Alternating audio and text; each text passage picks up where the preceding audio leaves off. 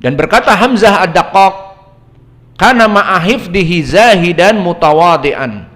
Lihat bagaimana imam ini, dengan hafalannya tadi yang kuat, yang bagaikan ayat min ayatillah, dia orang yang mutawadi'. Maka jadilah, wahai saudara-saudaraku, menjadi orang-orang yang mutawadi'. Berapapun besar ilmumu, berapapun besar derajatmu, mutawadi'. Jadilah kalian bergabung dengan ahli sunnah yang lain secara umum, asatidah secara khususnya. Jangan merasa kalian menjadi orang number one, top of the top, best of the best. Harus ucapannya diambil dan harus semua orang melaksanakan sesuatu atas seizinnya. Kalau tidak, maka dia akan marah. Jangan. Jika kalian bergabung dengan para asatidah, kalau memang dia levelnya menjadi ustadz, ya dia tawadu. Tidak mesti harus ucapannya diambil. Tidak mesti harus semua orang tunduk kepadanya. Tidak harus menjadi dirinya itu marja. Aku menjadi marja dakwah salafiyah di Indonesia. Tidak. Kun ma'annas. Jadilah seperti orang biasa. Jika diminta pendapatnya, berikan pendapat. Jika diminta opininya, berikan opininya. Jika diminta dalil, Ustadz maaf, minta dalil tentang ini dan itu, berikan. Namun tidak mesti dia mengilzamkan dirinya menjadi orang pertama. Karena orang-orang yang hubbu riasah, dari maradil qulub, dari penyakit hati, maka mereka akan sedikit-sedikit marah tanpa sebab, akan sedikit-sedikit murung, dan sedikit-sedikit merasa terusik egoisitasnya. Kenapa? Kenapa tidak izin denganku? Kenapa aku tidak dijadikan nomor pertama dari urutan ustadz-ustadz, pembicara nomor pertama, kedua, aku kok jadi nomor 4, nomor 5 dari susunan tersebut? Siapa aku?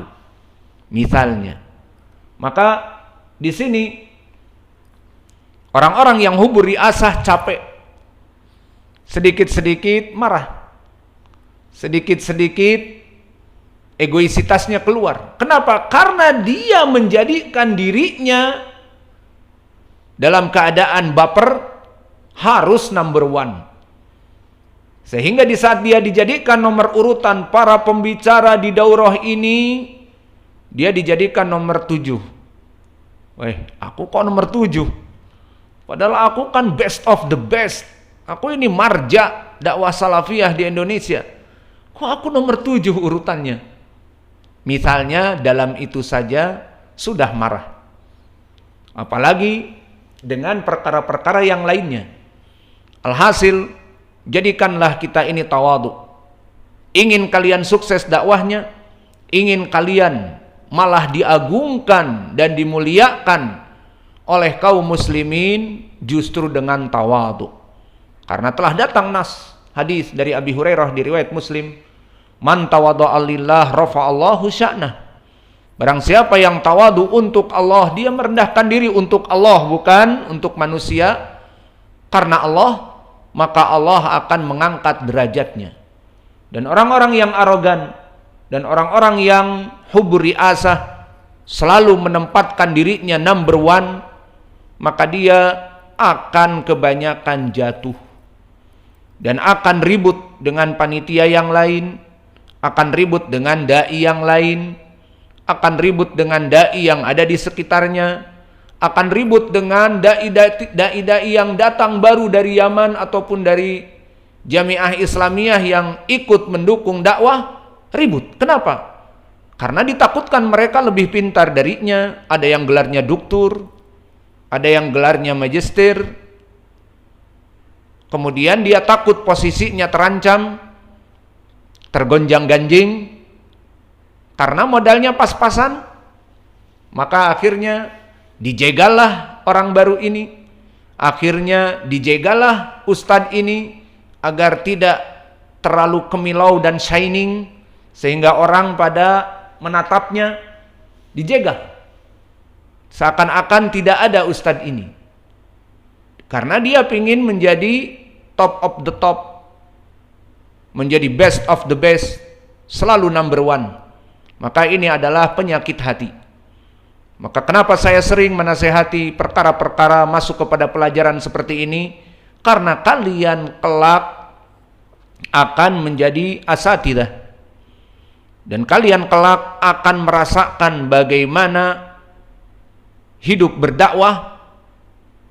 Sekarang kalian hanya sekedar duduk menulis fawaid, tidak tahu dakwah, bagaimana dakwah, maslahah dakwah. Belum saatnya.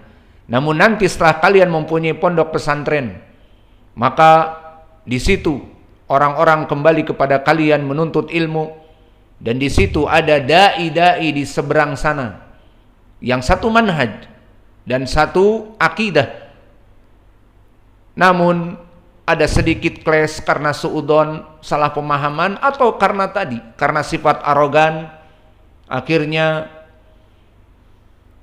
tidak selaras dakwahnya dengan ustadz-ustadz yang di seberang. Itu nanti polemik-polemik dakwah akan kalian rasakan.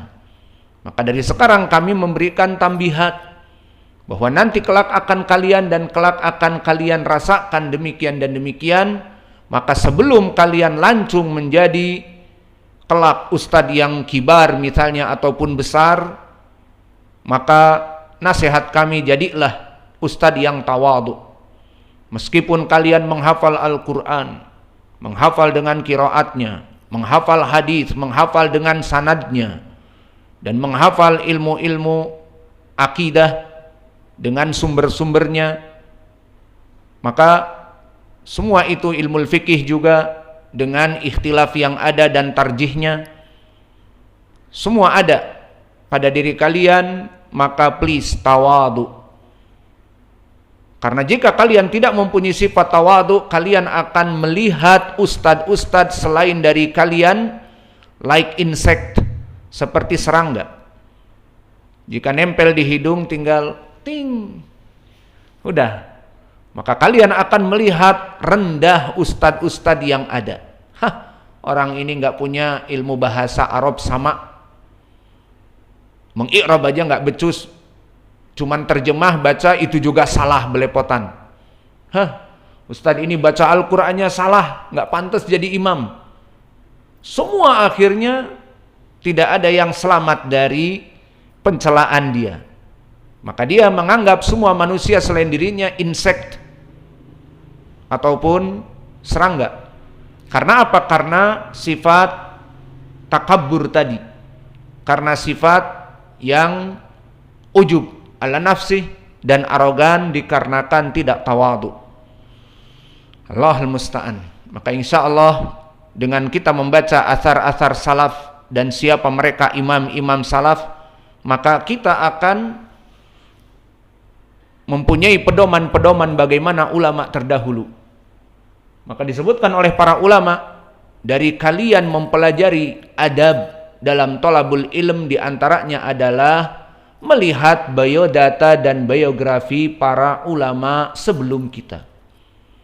Maka kita jauh dengan ilmu mereka, para salafus saleh. Maka jika kita merasa diri kita pintar, maka dibanding salafus saleh ini tidak ada apa-apanya. Dan kita baca biodata mereka, bagaimana dengan ilmu yang ada pada mereka, bagaimana mereka sifatnya tawadhu dan sifat mereka yang rendah hati, tidak bangga dan tidak arogan.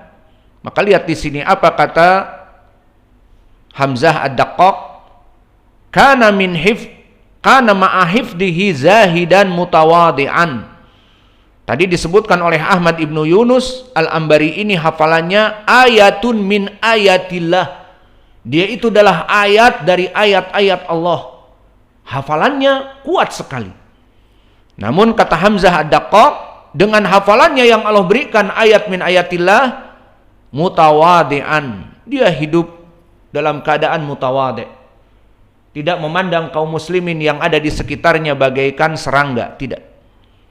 Maka berkata Imam Adz-Dzahabi di Tadhkiratul Huffaz, Imam Adz-Dzahabi mempunyai kitab Tadhkiratul Huffaz. Maknanya kumpulan orang-orang yang khusus hafidh. Khusus dia itu mempunyai hafalan yang kuat. Maka disebutkan Al-Hafidh Al-Alamah Syekhun. Dia adalah Al-Hafidh Al-Alamah Syekh. Selesai dari Al-Ambari, maka berkata, haddatsana Abul Qasim Ibnu Sa'id Al-Anmati sahibul Muzanni. Maka dia Abul Qasim Utsman Ibnu Sa'id Al-Anmati telah disebutkan oleh para ulama seperti Imam Adz-Dzahabi Al-Imamul Alamah Syekhus Syafi'iyah. Maka dia adalah syekhnya dari kelompok pengikut Imam Asy-Syafi'i. Bukan Syekhus Syafi'iyah dia gurunya Imam Asy-Syafi'i, bukan. Dia termasuk dari kelompok pertama pengikut Imam Syafi'i, madhab Imam Syafi'i yang besar. Karena dia langsung dari murid Imam Asy-Syafi'i. Dan berkata As-Subki, Al-Imamul Alamah Syekhun Asy-Syafi'iyah. Berkata As-Subki di dalam kitabnya Tabaqat Asy-Syafi'iyah Al-Kubra, maka di sini kumpulan dari para ulama pengikut madhab Syafi'i, maka disebutkan bahwa dia Imam Al-Alamah Syekhus Syafi'iyah, guru-gurunya dari para Syafi'iyun. Maka di sini kepada Imam Asy-Syafi'i sanad-sanadnya semuanya rijalnya imam. Berarti sanadnya sahih. Barulah qala li Syafi'iyu. Berkata Al-Anmati, qala li Syafi'iyu, berkata kepadaku Imam Asy-Syafi'i. Dan Imam Asy-Syafi'i huwa Abu Abdullah Muhammad bin Idris Asy-Syafi'i Al-Qurashi nazilu Misr. Dia asalnya Qurashi namun tinggal di Mesir. Asya fi tabaqah at-tasi'ah, dia hidup di tabaqah yang ke-9, wa hiya tabaqah as-sughra min itba'ut tabi'in. Maka dia dari tabaqah itba'ut tabi'in yang kecil. Maka dia hidup sejaman dengan Yazid ibnu Harun dan Abdul Razak ibnu Hammam As-San'ani dan Bahz ibnu Asad dan juga Al-Husain ibni Ali ibni Al-Walid Al-Ju'fi dan juga Abi Daud At-Tayalisi wal Hasan ibnu Musa Al-Ashib dan juga Malik ibnu Ismail An-Nahdi dan Rawh ibnu Ubadah dan Abu Asim Ad-Dhahhak ibnu Makhlad yang dilaqabi dengan An-Nabil, kullu fi zamanin wahid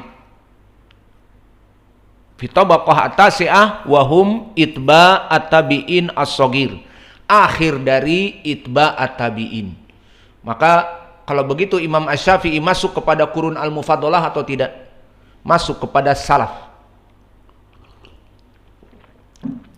Maka semua dari imam madhab dari kurun al-mufaddalah kecuali Imam Ahmad telah keluar di tabaqah yang ke-10. Maka Imam Asy-Syafi'i jelas dia di atas derajat thiqah. Berkata Yahya ibnu Sa'id Al-Qattan, ma ra'aitu aqal wala afqah min Syafi'i wa ana ad'ullaha lahu akhassahu bihi wahdahu fi kulli shalah.